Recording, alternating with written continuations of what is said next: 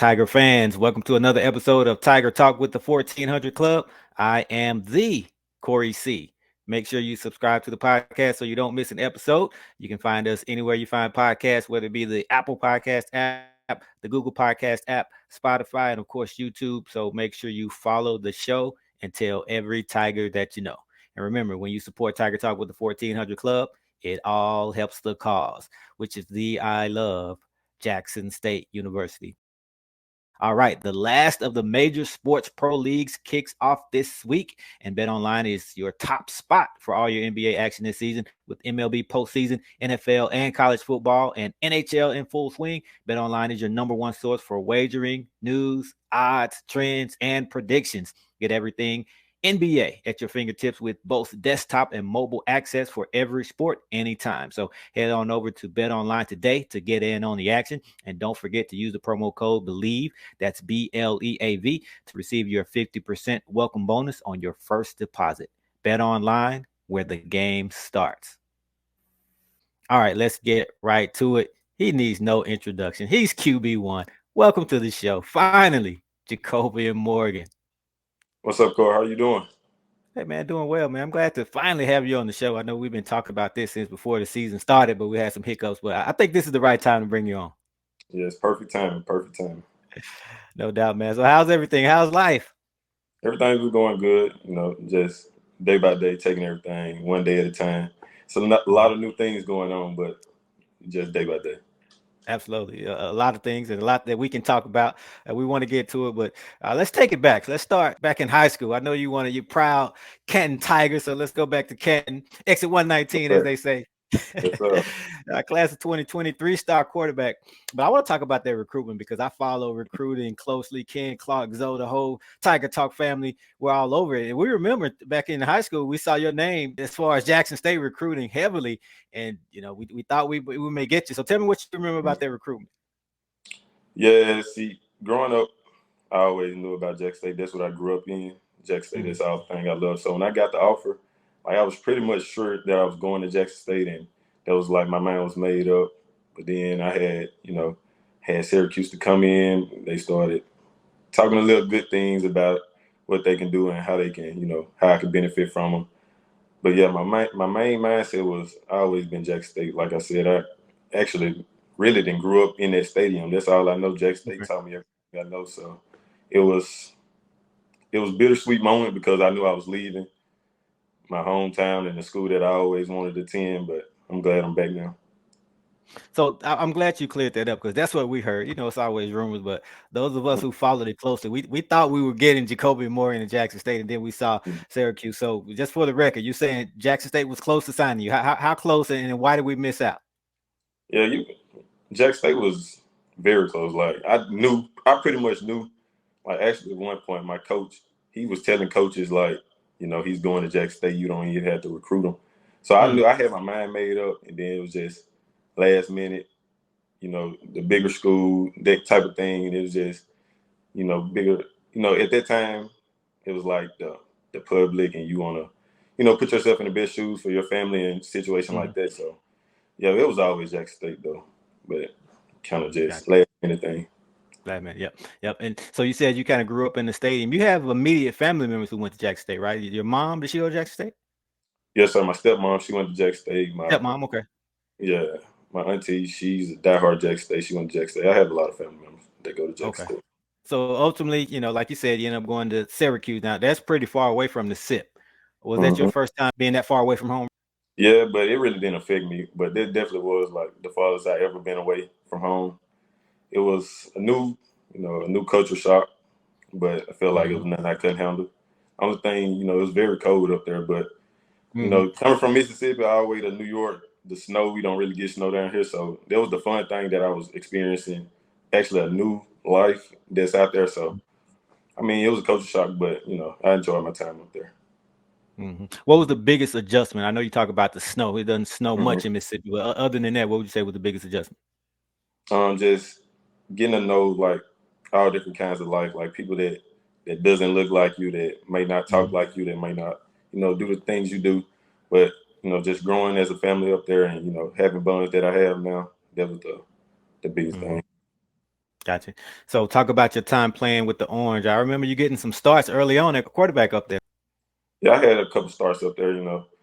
When it was DeVito, a couple guys before me, older guys, and they ended up getting hurt during that COVID year, and I ended up starting a couple of games. I ended up getting hurt that same year with the concussion Mm, during my Louisville game, and mm, from that point on, we had my coach kind of got fired, so we had a mm, new quarterback coach, new whole offensive staff to come in, and they kind of like, if you're a football player, if you're the coach that mm. recruited you, and he ended up Absolutely. leaving, that's probably not the best situation for you.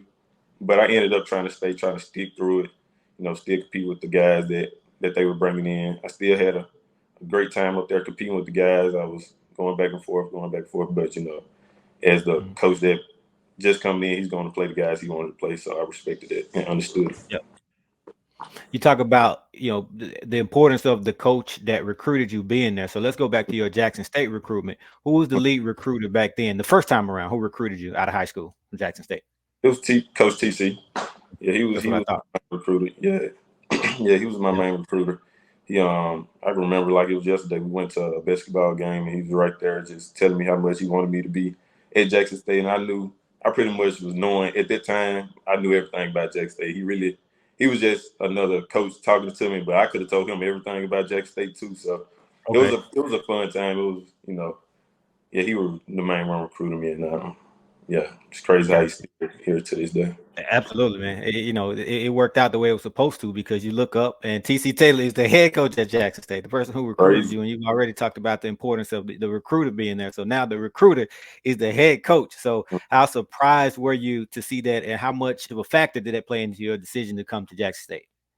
Yeah, it played a huge factor. And when he became head coach, I kind of knew like, okay, this was the man that recruited me, and I know I got, we got good energy towards each other, got good relationship. So when I seen that, I was already leaning towards Jack State anyway. But when I seen him actually the head coach and actually get the job, I was locked in from that point on. hmm So talk about the recruitment this time around. I know you said the first time they said you don't even have to recruit him; he's coming. So was it take Yeah. much of a recruitment? There were there some other schools in the picture, or was it just a no brainer, Jackson State or nothing? No, it was a no brainer. Like I was telling other schools, like I'm pretty much locked in on Jack State. I didn't actually I had got off social media. I didn't want to talk to Mhm. no other coaches because I knew I was mainly locked in on Jack State just because of what happened previous. Like I kind of swayed myself at the last minute to go to Mhm. Syracuse. They ended up, still a good decision, but this Right. time I wanted to lock in and focus on what I knew I was going to do, go with my first mind and go forth through it. hmm Go forth So with it. how excited was your family, especially the ones who went to Jackson State, who wanted to see you here the Mhm. first time? Oh yeah, it was a boom in my family. We crying, everybody congratulations, So it was a big day, a big moment for everybody. And I expected with everything that I got from him, I expected every family Mhm. member to be crying, calling, texting. Yeah, so it was a big day. Right. So the first time around, coming out of high school, did you take Mhm. an official visit to Jackson State? Yeah, I did. I came on the official. When you came back this second time around, what did you think when you saw the upgraded facilities? Because it was a big difference, right? You were talking about the Yeah, practice field, the locker room, the player lounge, and even the weight room was recently upgraded. So, what did you think when you remember back to what you saw the first time? yeah, it was a huge upgrade. Like seeing Jack State from as a kid and always just being around until now, just walking around look like a whole different place. It Mhm. was amazing vibe. It was everything that looked at organized and a great facility. So they just added to what I already knew and what I already felt about Jack State. So yeah, it was a huge boost. Mhm. And when did you officially get to campus? Was it summer or was it actually in the fall? It was summer. Yeah, Okay. The it was first summer. session Like or the second?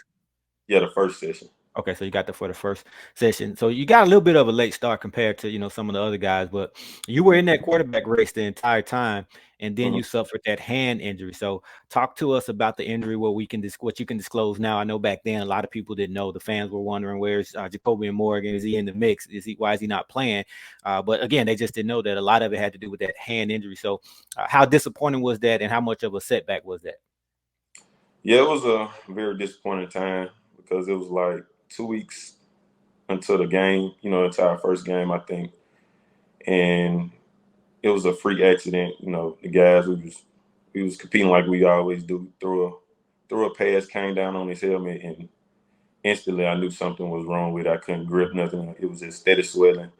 So kind of pulled me to the side, and I instantly when I seen it, I didn't feel too good. I didn't feel happy about what I was looking at that time. So yeah, we ended up having surgery 2 days later.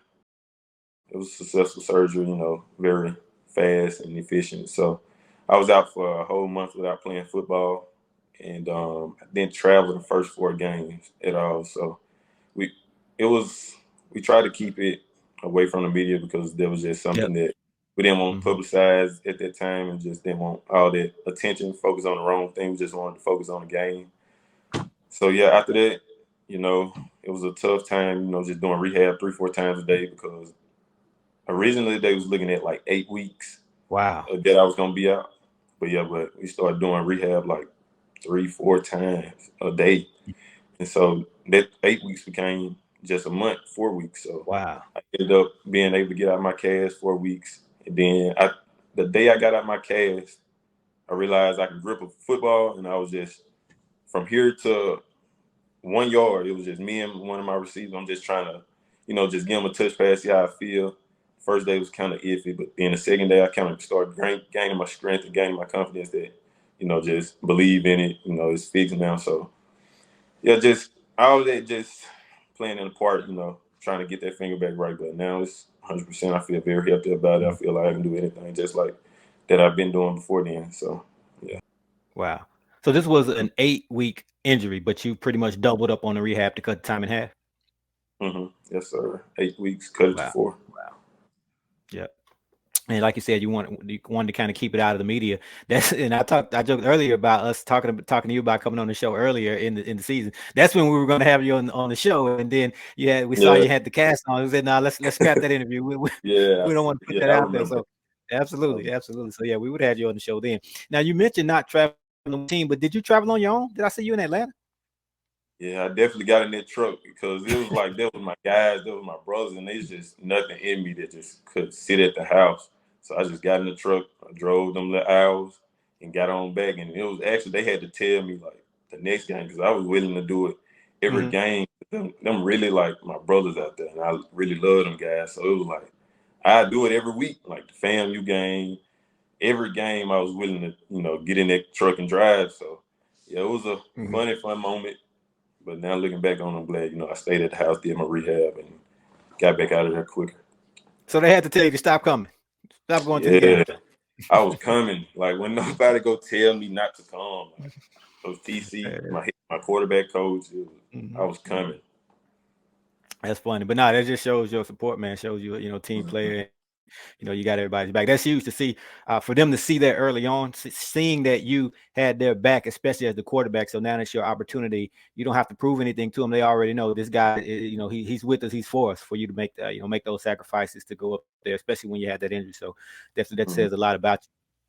I know you were itching to get that opportunity. What was the first game that you were actually cleared to play in? The first game I was cleared to play in was the Texas State game. Okay. Yeah, yeah, Okay. but All right. I say it again. You didn't see any snaps that game though, right?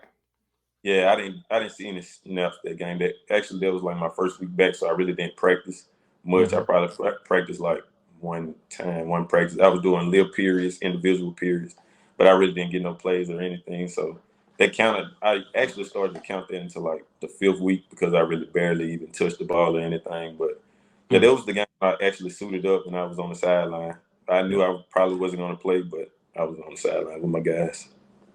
All right, so you didn't play against Texas State, and then we had a couple more games. Then we had a bye, and then your first snaps were against Alabama A&M, right? Yeah, it was against Alabama, and the coach had wanted me to, start to feel a game, feel the energy of the game, get me back into it. So we kind of had like this pace for me on the goal line.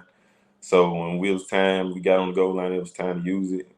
Coach believed in me, had confidence enough to put me out there, and actually came out in that game with 2 rushing touchdowns. So Mm-hmm. yeah, Yep. that was a big moment. Yep. Absolutely. Let's talk about those situational snaps there. You talk about goal line plays, the quarterback keepers, and most of it seems like every time you touched it, it went for a touchdown in the first couple Yeah, games. definitely. Yeah, it was Yeah. crazy. But that running ability, it surprised a few people because you were Hmm. mostly considered a pro style quarterback at Canton. So Hmm. where did the running come from? Did you always have that in you? I mean, the crazy thing, it kind of surprised me too. 'Cause I'm Really? not the, I'm not. I sit back there in the pocket all day. And that's what I love to do. That's my job.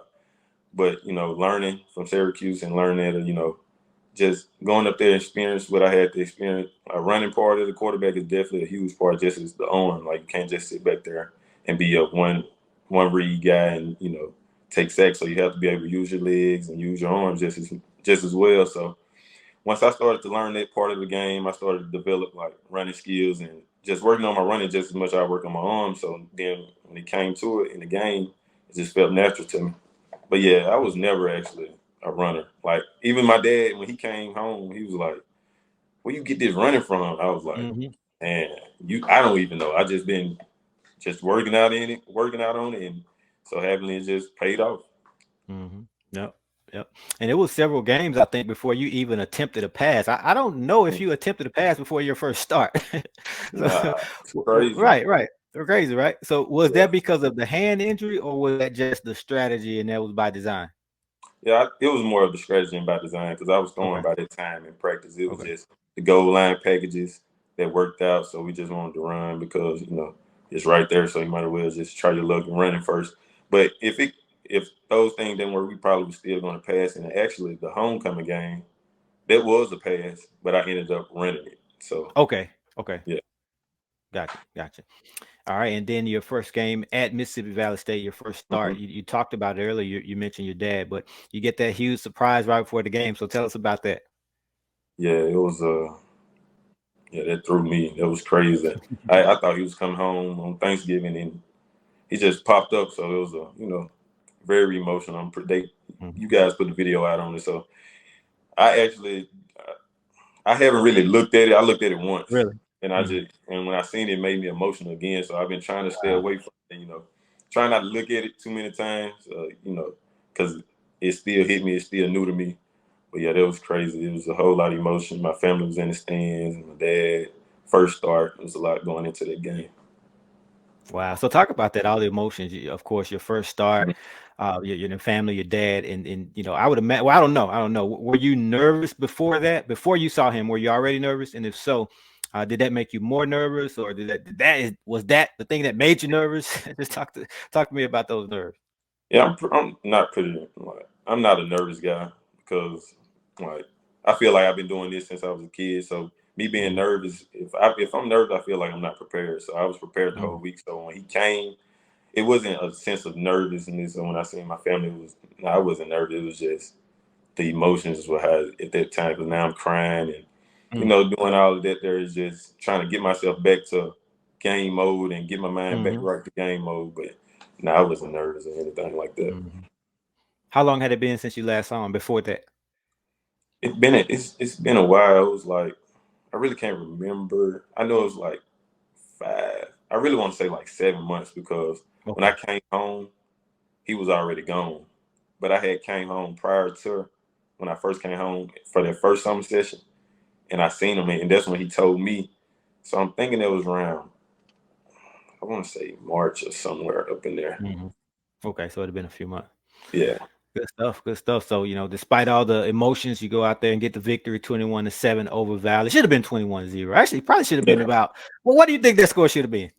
It should have We been know way it should have higher, been it should way have been a higher. 0 on one side, but what about on the offense? What do you think that should have been? And the standard we hold each other to is supposed to be way higher, and we knew that. That's why we wanted to come out this game, last week's game, and actually show everybody what we can do. It's definitely supposed to be way higher. Yep. How would you rate your performance in that first game? Nah, I ain't. That first game was not me at all. Like Mhm. even though we got the W and it was good, it was the first, my first W as the quarterback of Jack State. I didn't like how I played at all. I missed a couple throws out there. I made some plays. Mhm. Even though I made plays, it was still, the small things stick out most, like they fumble on the 1 yard line if I Yeah. didn't have it. So yeah, I didn't like my performance at all. I wasn't pleased with my performance. So that's why I was eager to come out last week and just show everybody I was way better than that. Yep. And that's exactly what you did. You followed that performance up with your coming out party. versus Mhm. UAPB, 26 for 36, 373 yards, 5 touchdowns. And you were just named right before this recording. You were Mhm. named SWAC Player of the Week. So Mhm. congratulations on that. Thank you. And Thank what were you. you seeing out there? Yep. What were you seeing out there against UAPB to have so much success? Coaches did a great job at practice of showing us what we're going to see and giving us the right looks. So for me, it was just going out there and giving my guys a chance with the ball. I know what they're going to do with it. Everybody out there is playmakers. So just giving the ball to anybody. DJ had a big game. Fabo had a big game. So just spreading the ball to my playmakers and let them do what they do. And it just made my job easier. But Yep. from the coach's standpoint, they did a great job that week at practice. So I want to talk about some of those playmakers because you've developed a quick chemistry and a lot of chemistry with a few of those guys, specifically Fabian, DJ, and then Hayden Hagler, who hadn't been known as a pass catcher throughout his career, more of a blocker. But I mean, 6 catches out of the blue when you became the starter. Yeah. So just talk about that chemistry with those three. We'll get into some other guys, but those three, how it has developed so quickly. Yeah, like I was saying, like they're my brothers out there. Like I don't see no number. I don't see Mm-hmm. Fabo. I just see my brothers Mm-hmm. out there, and I know what they can do. I'll be at practice with them, and I trust them 110%. So just when I'm out there, I trust any ball that is 50-50. Hayden can go get it. DJ can go get it. Fabo can go get it. Duke can go get it. Kobe can go get it. Rico. Mm-hmm. I can go on and on. So it's just having that trust and building it. Even though I've been hurt, just watching them and knowing what they're good at and putting them in the put them in the right spot to actually make a play on the ball. I just know Mm-hmm. every time they're gonna come down with it. Yep. You named a bunch of guys and you spread the ball out in both games, both starts. You spread the ball around to 8 different receivers. That has to be a quarterback's dream to have those many weapons. Talk about Coach Moore Harris and that offense and what you like about it. Oh yeah, he's gonna let you be yourself. Like he told me when I got back, just play your game and we're gonna put you in the right spots. And I have full confidence in anything, in any play he calls. I feel like it's gonna work. It's gonna hit for a touchdown. So just having Coach Mo and Coach Billerman behind me, just allowing me to be myself. Just been amazing. I feel like that's more of my success that came from the coaches. And with all those guys catching passes, there's still a lot of talent sitting over there on the sidelines that hadn't even been able to hit the field yet. Give us a couple names. I know you got a bunch of them, but just give me 1 or 2 names of some receivers who aren't in the rotation right now, but you're Mm-hmm. seeing them at practice and you know when they get their shot, they're going to shine. Yeah, we got a lot of guys. We got Isaiah. Actually, it's two Isaiah. Isaiah Kendall. Kendall, Isaiah Kendall, Spencer. because we know about Spencer. Yeah, so you're talking Mhm. about Kendall. Yep. Yeah, we got both of those out there. Then you got Jonas. He's a big play Mm-hmm. guy. We trying to get him implemented into the offense. 16. Yeah, we got Jew. He's a smaller guy in the slot. Just electric. That I love his game. And the running backs, I know they running backs, but their hands is just as legit as the wide receivers. We got Mm-hmm. JD, you got even though Irv is hurt right now, but you got Dez in the running backs. The running backs on hands just as great. Yep. Yep. And JD Martin, you mentioned him. You didn't have him in that first game, your first start, and you didn't use him much in the first half of the second game, but then you guys kind of unleashed him. Talk about having that added dimension and his ability to catch out of the backfield that gives you that kind of that safety net that you can dump the ball off to. Yeah, just trying to. He been injured, so trying to get him back into the game flow. I was just seeing what he can do and knowing what he can do at practice. Just you get JD the ball, your job is done. JD is an amazing player. He gonna make. I feel like he can make anybody miss. You can't tackle him 1-on-1. Mm-hmm. So just if it's a 1 yard route and I just give it to him, I have full confidence that JD might break it and go 99 yards or 70 yards. So Mm-hmm. just getting JD the ball and let JD do what he's always been able to do. Mm-hmm. Yeah, I mean, a lot of weapons you talk about, going 99 yards. We haven't even mentioned Andre Hunt. That's what he does, right? So it's Yeah. just a lot of guys. One play A guy. lot of You guys. give it to him and he Absolutely. gone. One play. Yep, yep.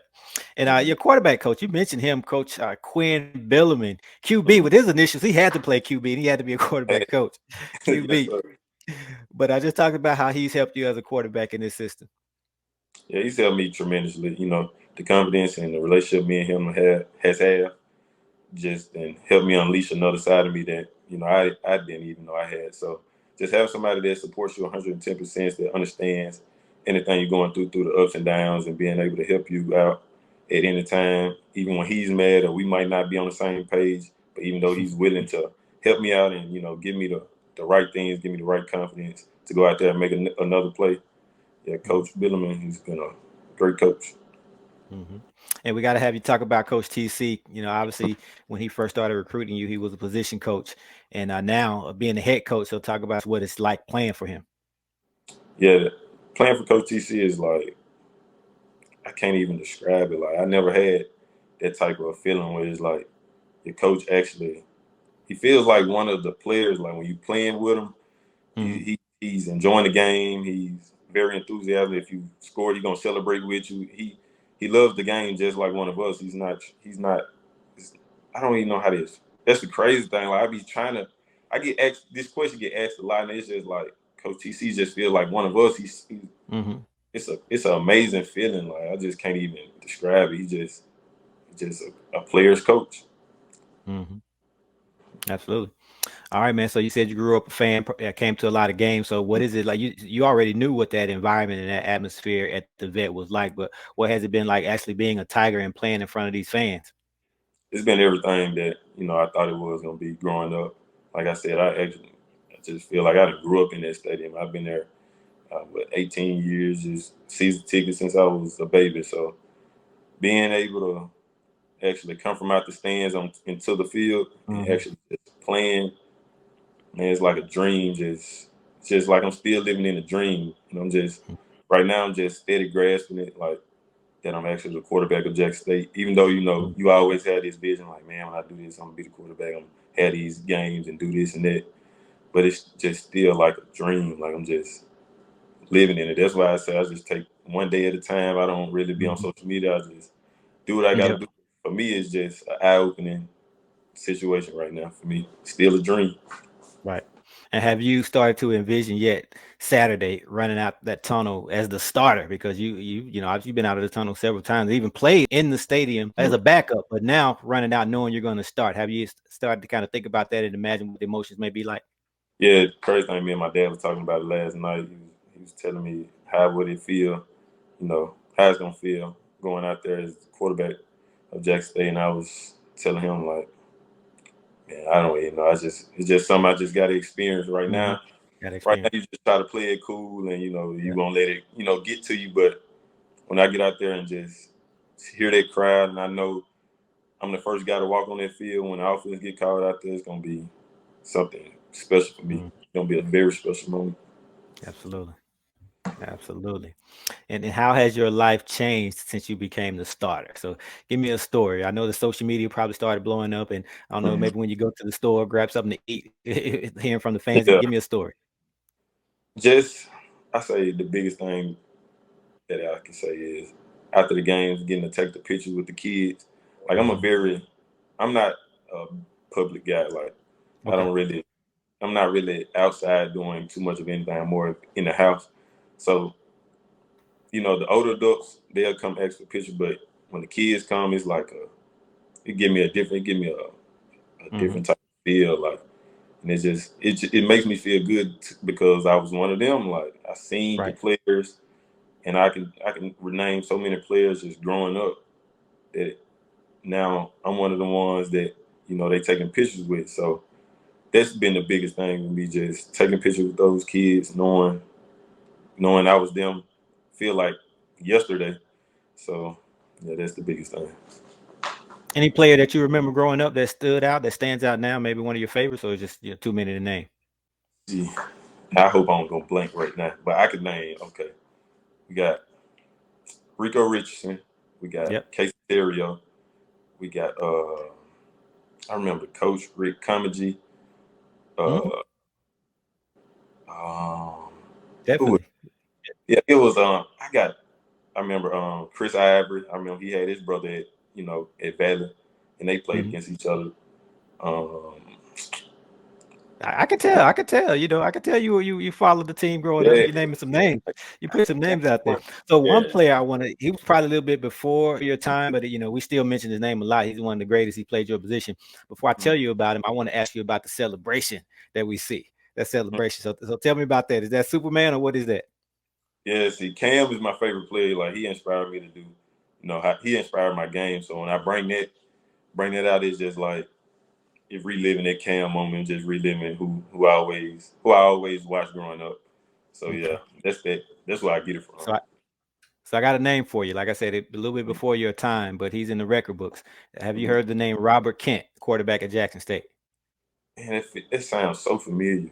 Robert Kent. So I want you to look him up and research him. Record-setting quarterback. He held a bunch of the records. Shador actually took out one of the couple of the records during his time here, but Kent was there from 99 to 03, and single season passing yards, completions, career passing yards, pretty much every passing record he had. But with the last name Kent, he had the nickname of Superman. So he's known as Superman Kent, Superman Robert Kent, and That's Jackson State crazy. history. So yep. So now we got another Superman. So it's big shoes to fill, but definitely research him when you get some time.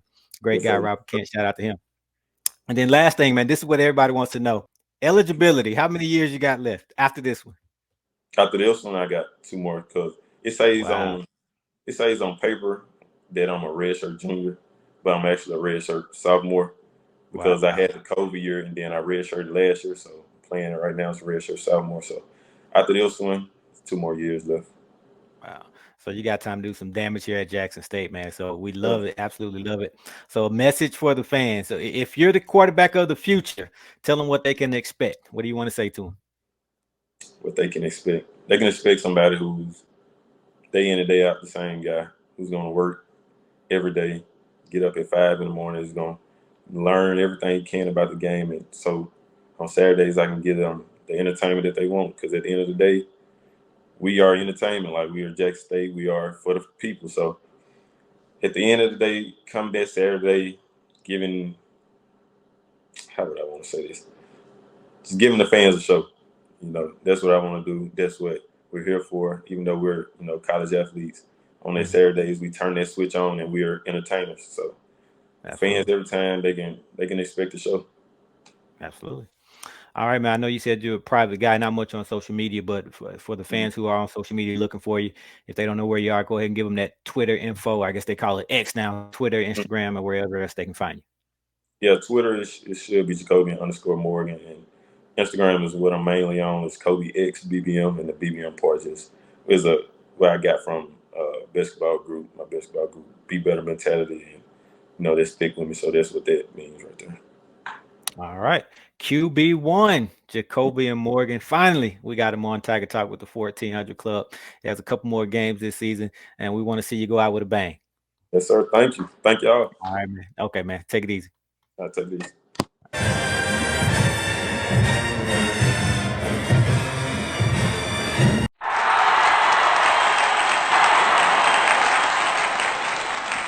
Tiger Talk with the 1400 Club is presented by Bet Online.